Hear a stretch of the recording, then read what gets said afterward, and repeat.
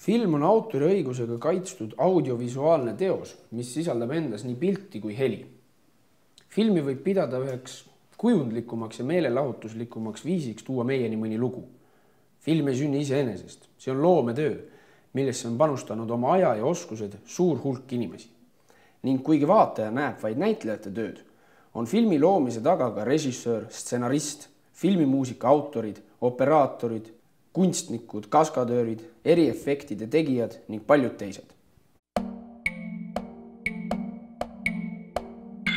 Filmi tegemine on mõnikord väga suur töö. Esiteks juba aja pärast. Näiteks minu esimene film Klass oli selline, et ma ühel aastal mõtlesin idee, siis 2 aastat seedisin seda ideed. Hea küll, see oli minu enda probleem, aga seejärel 3. aastal hakkasin inimestega rääkima, kes hakkasid mulle ideid pakkuma.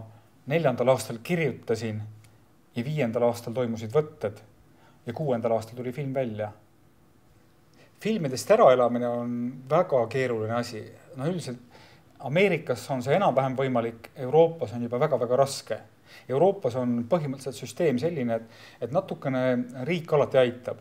Ilma selleta ei oleks üldse võimalik. Ma teen filmi valmis, siis on see riigilt antud toetus on otsa lõppenud. Ja nüüd kuni järgmise filmini see aeg, mille ma mõtlen, et milline see järgmine film võiks olla, kui ma teda kirjutan, vestlen sõpradega, uurin maad ja ilma, läheb aega. Ja see aeg on mul vaja kahju endale leiba osta, on vaja korteri kütet maksta või mobiiltelefoni arvet maksta, interneti arvet maksta. Ja selle jaoks üldjuhul seda riigiabi enam ei ole.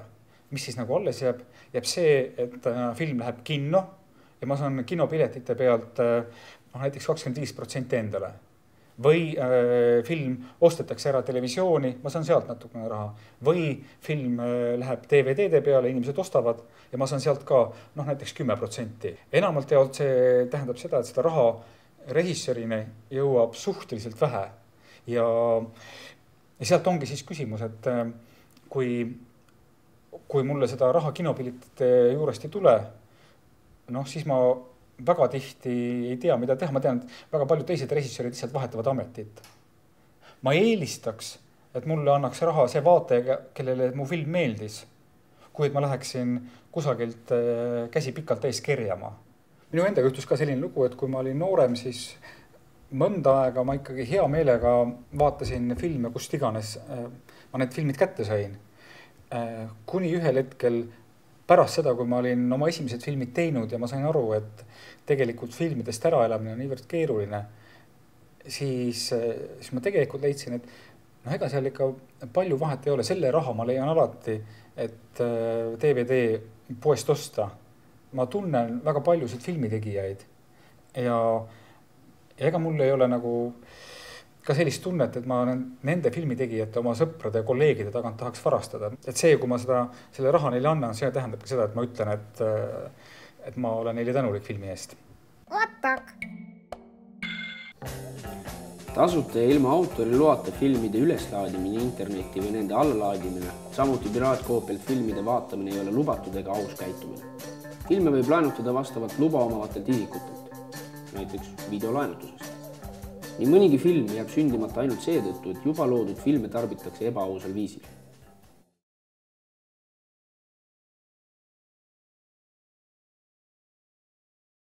Tarkvara on samuti seotud autoriõigusega, kuigi igapäevaselt peetakse seda pigem tarbekaubaks. Erinevalt paljudest teistest teostest loob tarkvara ka ise uusi reaalseid väärtusi. Tarkvara on tööriist, mille abil on võimalik koguda infot, koostada referaate, luua disaine ja kujundeid, töödelda pilte ja heli, suhelda koolikaaslaste ja sõpradega üle kogu maailma. Arvutiprogrammidest kasutatakse enim operatsioonisüsteeme, kontoritarkvara, kujundus- ja viiruse tõrjeprogramme, veebisirvimise tarkvara, aga loomulikult ka arvutimänge. Arvutiprogrammide kasutamisel kehtivad samad põhimõtted nagu muude teoste puhul. Neid tohib kasutada ainult õiguste omajatelt saadud loa ehk litsentsi alusel ning selles märgitud ulatuses ja tingimustel. Arvutiprogramme ei tohi ka näiteks isiklikeks vajadusteks kopeerida.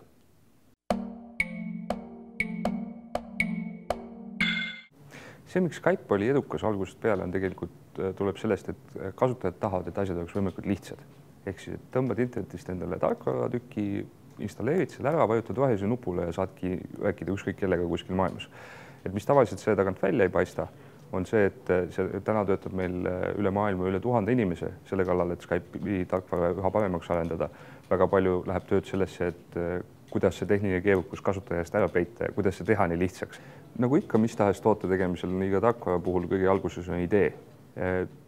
Tarkvara puhul on eriline see, et selleks, et hea tarkvara sünniks, on vaja, et koostööd teeksid üsna erinevate distsipliinide või erinevate ametitega inimesed.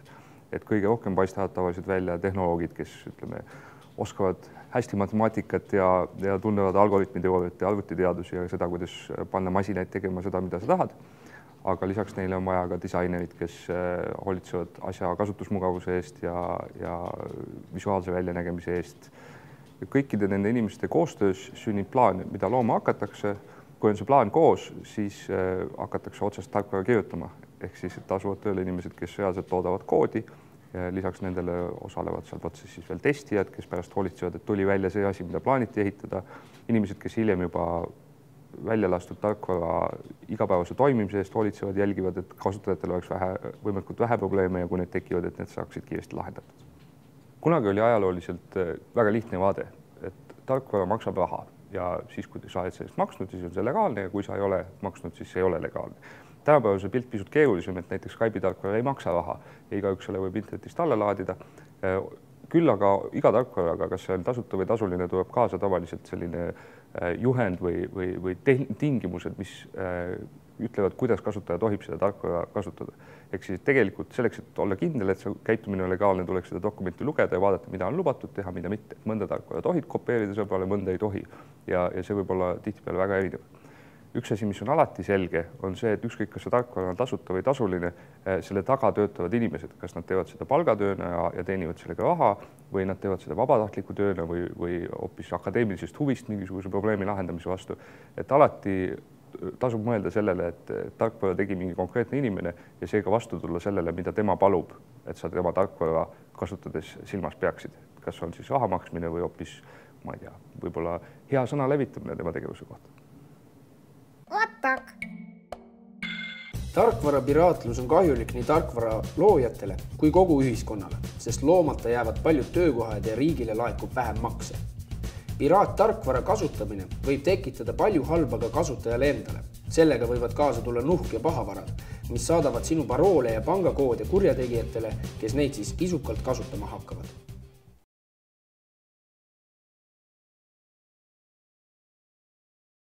Internetist on tänaseks kujunenud peamine infovahetuskanal igas eluvaldkonnas. Kiire andmeside on loonud head võimalused filmide, muusika ja tarkvara levitamiseks. Paraku ei ole kõik internetis kättesaadav seaduslik. Internetis levitatakse sageli ebaseaduslikult filmi, muusika ja tarkvara piraatkoopiaid. Suur osa selliseid ebaseaduslikke koopiaid tehakse kättesaadavaks läbi kasutajalt kasutajale võrkude. Samuti ka avalike FTP serverite, foorumite ja mitmesuguste failivahetuseks sobilike keskkondade kaudu. Muusika, filmi ja tarkvara piraatkoopiate allalaadimine internetist ja nende edasine kasutamine on keelatud ning toob kaasa vastutuse. Mitmed failivahetuskeskkonnad nakatavad arvuteid viiruste ja nuhkvaraga, mis omakorda võivad viia pangaparoolide ja identiteedivarguseni.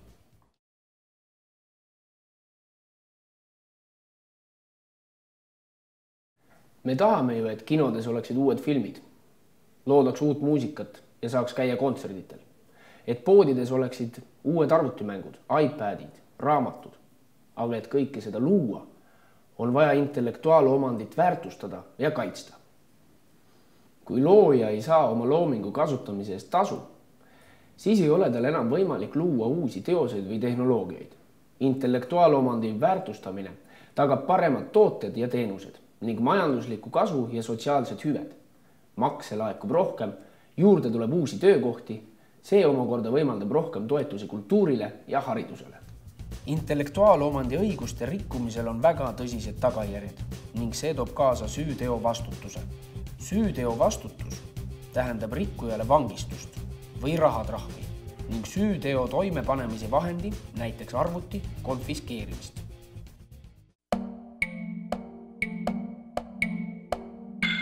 Kõigepealt meeles tuleb pidada, et kõik intellektuaalomandi rikkumised on karistatavad ja nad on karistatavad kas väärtegudena või neid käsitletakse kui kuriteod. Väärteo eest määratakse isikule rahatrahv ja kuriteo eest võib isikud oodata vangistus või rahaline karistus. Rahaline karistus kriminaalmenetluses arvutatakse välja lähtudes isiku sissetulekutest ja vangistuse pikkus on kuni 3 aastat. Samas aga tihti unustatakse, et kuriteo süüdimõistmisega kaasnevad ka muud nähtamatud tagajärjed. Näiteks isik, keda mõisteti süüdi kuriteo toimepanemise eest, ei või töötada teatud ametipostidel. Neid piirangud näevad ette seadused. Näiteks isik, kes on tahtlikult toime pannud kuritegu, ei või enam töötada prokurörina, kohtunikuna, ta ei või olla advokaat või ta ei või olla notar. See omakorda vähendab oluliselt tema võimalusi leida endale sobiva töökoha. Samas tuleb silmas pidada, et kohtuotsused on tihti avalikud ja neid andmed saab praegu hästi kiiresti ja hästi lihtsalt interneti kaudu kätte. Ma isiklikult sügavalt kahtlen, et tööandja, kelle põhiline töövaldkond on seotud intellektuaalomandiga, kas või näiteks äritarkvara tootja, nõustub tööle võtta isikud, kes oli süüdi mõistetud ja eriti jäi süüdi kuriteo toimepanemise eest intellektuaalomandi rikkumise valdkonnas. Ettevõtte puhul võib rikkumine kaasa tuua ettevõtte sundlõpetamise ja rahatrahvi, mille suuruseks on kuni 16 miljonit eurot. Lisaks süüteo vastutusele kannab rikkuja ka tsiviilvastutust, mis tähendab, et tekitatud kahju tuleb hüvitada ning ebaseaduslikult teenitud tulu välja anda. Kui rikkumise paneb toime alaealine, siis kannavad vastutust tema vanemad.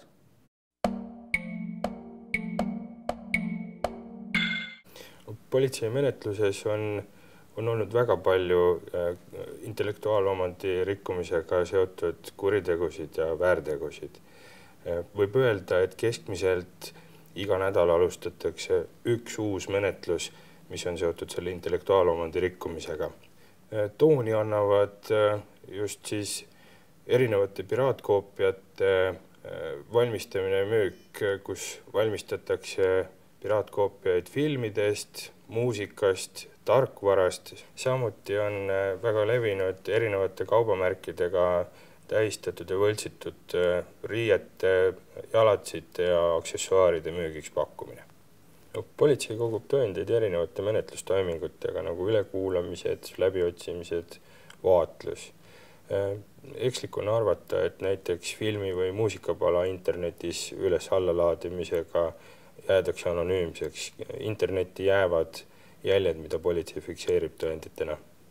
Et kui alaealine on pannud toime süüteo, siis sellega kaasnevad kahjulikud tagajärjed lisaks temale endale ka tema vanematele või eestkostjale, kes on kohustatud hüvitama tema teoga tekitatud kahju.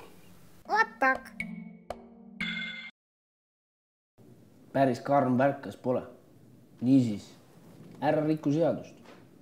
Ja tegelikult on millegi looja päris hea ja uhke olla.